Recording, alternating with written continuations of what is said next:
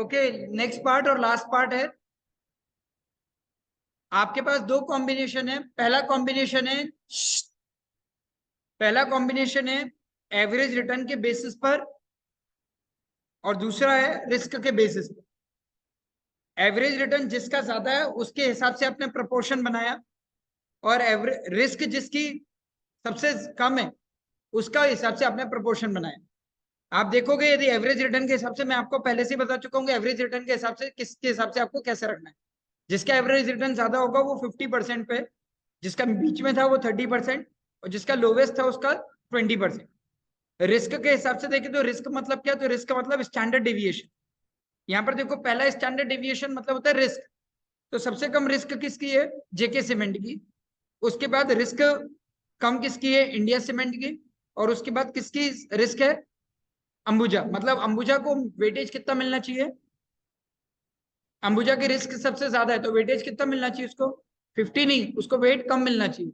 जिसमें रिस्क ज्यादा होती है उस जगह आप ज्यादा पैसा नहीं लगा सकते। हेंस आप क्या करोगे, आप स्टैंडर्ड डिविएशन जिसका ज्यादा है आप उसको वेट दे रहे हो 20%।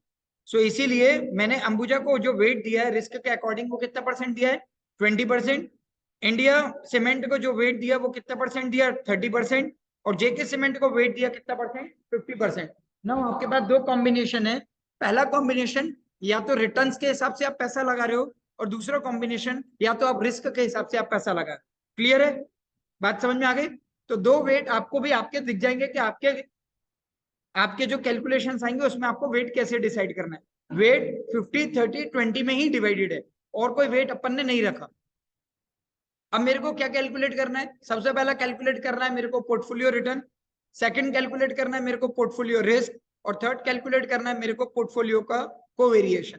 कल याद है अपन ने कोवेरिएशन निकालना सीखा था, और कोवेरिएशन निकालने का फॉर्मूला होता है पोर्टफोलियो के रिस्क डिवाइडेड बाय पोर्टफोलियो का रिटर्न इनटू 100।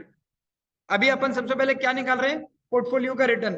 पोर्टफोलियो का रिटर्न निकालने का फॉर्मूला क्या होता है, बताओ। पोर्टफोलियो रिटर्न निकालने का formula, weight of first security multiply by weight of first security multiply by standard deviation of first security. Is a clear, plus weight of second security. और अपनी सेकंड सिक्योरिटी कौन सी है ये देख लो। अपनी सेकंड सिक्योरिटी है, सॉरी मैंने है ना भी गड़बड़ कर दी, is equals to weight of JK multiply by JK का return plus weight of Ambuja multiply by return of Ambuja plus weight of India cement multiply bye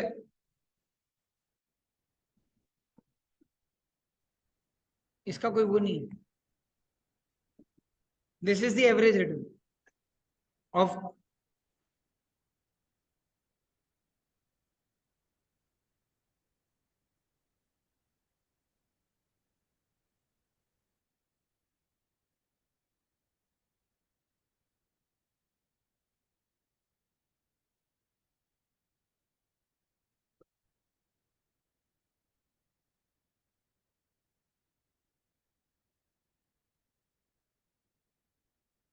ये एरो दिख रहे हैं आपको, दिख रही है एरो। ये वैल्यू कैसे आ रही है ये बता। ये वैल्यू आ रही है, इन तीनों को अपने को लेना है मल्टीप्लाई बाय, इन तीनों को अपने को लेना है। कौन से तीन, एवरेज रिटर्न इसका, दूसरे का और तीसरे का। ये वैल्यू पर, ये कितनी वैल्यूज आ रही है, नीचे तीन दिख रहे हैं पर ऊपर जाते जाते दो क्यों हो गए, क्या अपन ने कुछ गड़बड़ कर दिया, नहीं सही है। मेरे ख्याल से ये जो ना K7 है, जबकि ये K7 दो बार नहीं होना चाहिए। इसमें एक कौन सा आना था, एक K5 होना था। अरे आया नहीं, लाया गया। ये फॉर्मूले में गए और ये trace president. Now you can see तीन एरो दिख रहे हैं। तो ये 3 एरो मतलब आपको ये बता रहा है कि ये वैल्यू, जो ये वैल्यू आ रही है ये कहां से आ रही है। तो ये वैल्यू इनका और इनका मल्टीप्लीकेशन है। Is a clear? यदि फंक्शन को यूज करते हैं तो कहां जाते हैं, फॉर्मूले में जाते हैं, और फॉर्मूले में ये दिख रहा है ट्रेस प्रेसिडेंट, ट्रेस डिपेंडेंट और रिमूव एरो। तो यदि मैं रिमूव एरो कर दूंगा तो सारे एरोस चले जाएंगे। डन। आए, अभी ये क्लियर, इतना आगे बढ़े? कोई डाउट है इसमें, किसी को कुछ पूछना है? एवरेज रिटर्न का फॉर्मूला सभी के पास है ना, जैसे मैंने इसको कैलकुलेट करा सेम आप, क्या ये सही होगा कि मेरा ड्रैग करना नहीं होगा? फिर से कैलकुलेट करता हूं मैं। एक काम करता हूँ ना, इस फॉर्मूले को आप कॉपी करता हूँ, या M49 है K7 है।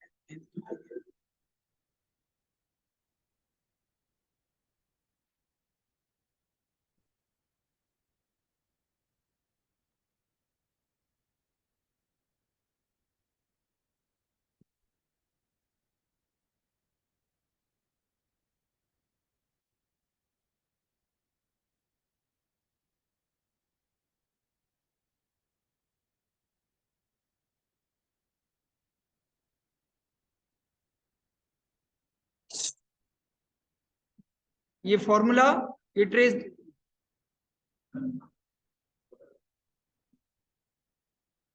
ठीक है। ये रिस्क, तीनों की रिस्क, रिस्क के हिसाब से अपन ने वेट निकाला, और फाइनली उनके मल्टीप्लाई बाय कर दिया मैंने उनके वेट्स, उनके एवरेज रिटर्न। तो मुझे पता पड़ गया कि भाई मेरा रिस्क के हिसाब से रिटर्न कितना है। देखो अब, यदि मैं रिस्क को अपना पैरामीटर बताऊं तो रिस्क के हिसाब से रिटर्न है लगभग, साल भर का रिटर्न कैलकुलेट करूं तो 10.12% है। और यदि मैं इसके हिसाब से चलूं, यदि रिटर्न के हिसाब से, तो 10.27% रिटर्न।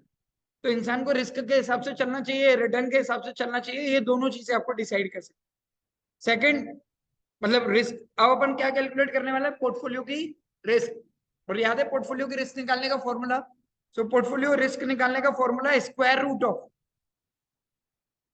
SQRT। क्या फॉर्मूला? A square plus B square plus plus, तो ए स्क्वायर क्या है? ए स्क्वायर है मेरा वेट, इसका स्क्वायर, मतलब पहले वाले वेट का स्क्वायर, पहली सिक्योरिटी का स्क्वायर। सही है कि नहीं? क्या कह रहे हैं? हाँ फिर से बोल, क्या बोल रहे हैं?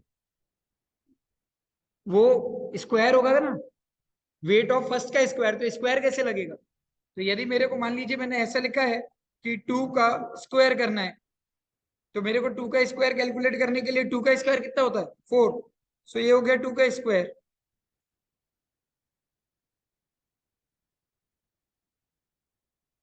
वो आगे आ जाएगा जब कैलकुलेट करोगे वैल्यूज में, उसमें आ जाएगा स्क्वायर करने में।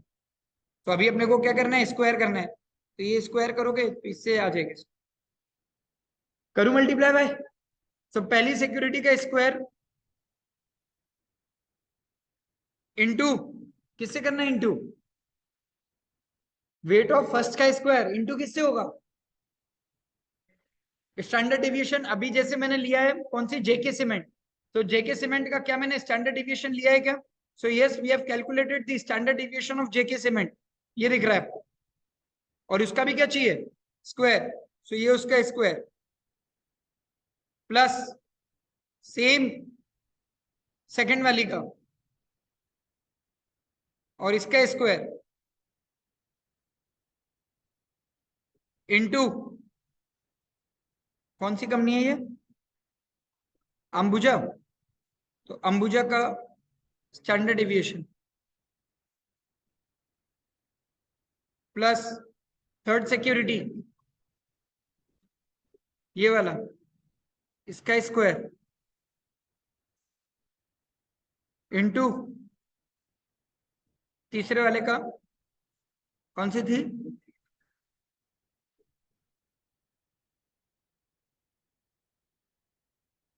ये सिर्फ क्या हुआ, A square B square C square plus 2 into,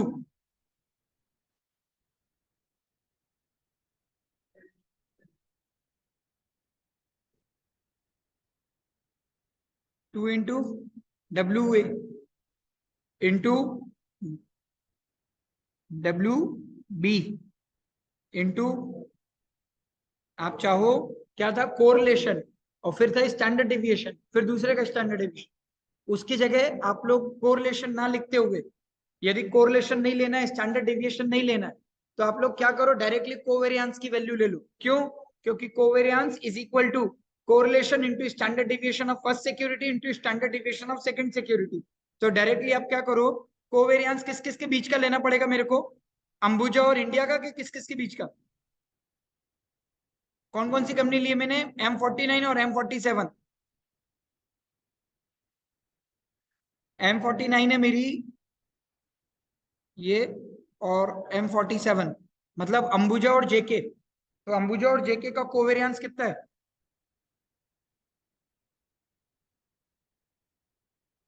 plus. ऐसे आपको आगे तक की सिक्योरिटीज का लेके चलना है,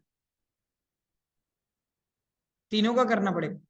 ये मैंने एक का किया है, फिर इंटू टू, इंटू फिर से बताऊं, टू इंटू, अब मेरा कोरिलेशन किसके बीच के बीच का है वो देख लो आप चाहो तो BC कर लो, CA कर लो, चलेगा, कोई इश्यू नहीं है। अभी मैंने अंबुजा और जेके करा है, अब मैं इंडिया और जेके कर लेता हूं। तो ये इंडिया का कर लिया, फिर मल्टीप्लाई बाय ये जेके का कर लिया, फिर इंटू किसे कर दूं मैं? अरे बोलो, WA WB, फिर डायरेक्टली कैसे मल्टीप्लाई कर सकते हैं? कोवेरियंस से। सो कोवेरियंस बिटवीन इंडिया और जेके का कोवेरियंस कितना? ये, प्लस लास्ट। अब बच्चा मेरा कौन कौन सा? अंबुजा और इंडिया। सो 2 इंटू ये इंटू ये इंटू, अब कौन कौन बचा? अंबुजा और इंडिया। हो गया डन, फॉर्मूला खत्म, कोई इशू? हाँ, आप अपने हिसाब से वेट तो आपके पास है ही, आप तो अपना WA WB WC डिसाइड करके रखना। आप WA बाद में WB तो करना ही है, AB करना ही है, BC करना ही है, CA करना ही है। तो आप आगे करो पीछे करो वो चलेगा, पर वो हो जाएगा WA WB और WC। क्लियर? आपको क्या इशू? फॉर्मूला वही है जो मैंने इसमें लगाया है, आपको सिर्फ याद रखना है कि पोर्टफोलियो की रिस्क निकालनी है, तो स्क्वायर कैसे लगाना है ये मैंने आपको बता दिया, और अंडर रूट कैसे होगा ये मैंने आपको बता दिया। बाकी फॉर्मूले की वैल्यूज आपके सामने, और multiplication under root square root से लगेगा, और enter. So this is the value of portfolio risk. ठीक है, क्लियर है? ये पोर्टफोलियो के रिस्क। अब यदि मेरे को इक्वल टू करना है तो कोवेरिएशन निकल आएगा, कोवेरिएशन निकालने का फॉर्मूला है ये डिवाइडेड बाय ये कोवेरिएशन 17.17। हाँ, इन दोनों का कोवेरिएशन है 17.71। कैसे निकाला था? कल बताया था ना, standard deviation of portfolio upon market का return, standard deviation upon return. हाँ, तो standard deviation of portfolio upon standard deviation of return, तो आपको पता पड़ जाएगा कि ये कितना आएगा। तो जैसे मैंने एक का निकाला है, ऐसे आप दूसरे का निकालोगे तो आपको पता पड़ जाएगा कि भाई दूसरे वाले का कितना है। इससे क्या समझ में आएगा? इससे ये समझ में आएगा कि ये वाला कॉम्बिनेशन ज्यादा अच्छा है, ये वाला कॉम्बिनेशन ज्यादा अच्छा है, कौन सा ज्यादा रिस्की है। क्लियर? समझ में आ गया? हाँ, किसी को कुछ पूछना है? इधर last row, the last benchers, कहाँ गया खालिद?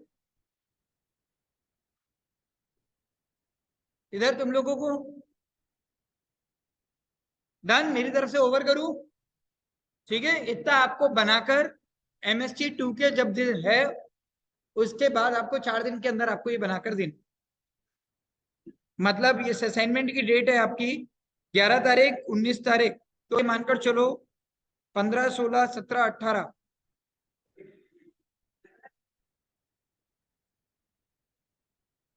23 तारीख को, 23 तारीख को इसका सबमिशन लूंगा मैं आप लोगों से। और इसके बाद इस पे इंटरप्रिटेशन देना है, मैं आपको पेजेस बता दूंगा कि कौन से पेज पर आपको क्या क्या करना है। किसकी लिंक?